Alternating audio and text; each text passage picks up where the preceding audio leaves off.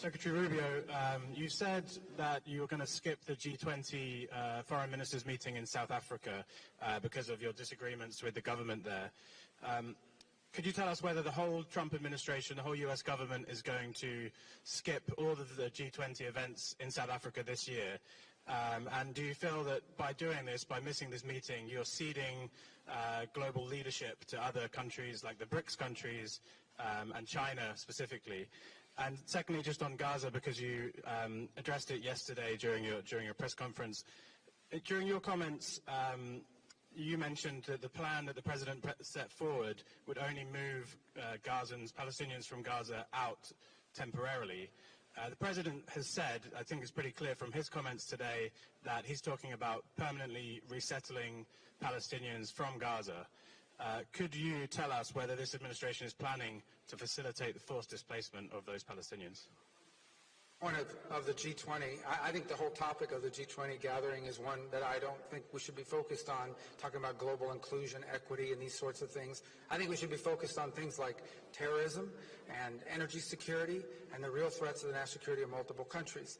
So we'll have representation there of some sort, I imagine, but I'm just not attending it because instead I'll be hopefully traveling to parts of the world and meeting with leaders and others during that time period where we can focus on the issues that are directly before us and that I think should be the top priority because they align with our national interest.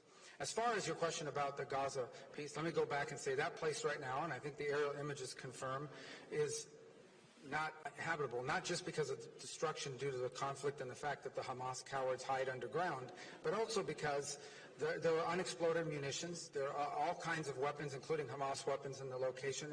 That all has to be cleaned up. I think President Trump has offered to go in and be a part of that solution. And if some other country is willing to step forward and do it themselves, then that would be great. But no one seems to be rushing forward to do that. And that has to happen. That's the reality. That place, Gaza, right now has unexploded munitions, lots of rockets and weapons and other things that Hamas was using there. And that needs to be dealt with. And it's very difficult to do that when you have populations on top of you. If some other country is willing to step forward and do that job themselves, then I encourage them to do so. But it seems to me that there are a lot of countries in the world that like to express concern about Gaza and about the Palestinian people, but very few are willing in the past to do anything concrete about it. And so I think President Trump is trying to stir that and hopefully get a reaction from some countries who do have both the economic and technological capacity to contribute to a post-conflict region. Will be able to return or not? Well, again, I mean, that area, when you're removing munitions that are unexploded, I don't think you want people living next to unexploded munitions and weapons depots that have been left behind or are in place because of what Hamas has done. So I think that's just a realistic reality that in order to fix a place like that, people are going to have to live somewhere else in the interim. And there are countries in the region who express a lot of concern about the Palestinian people. And we encourage them to step forward and provide a solution and an answer to that problem.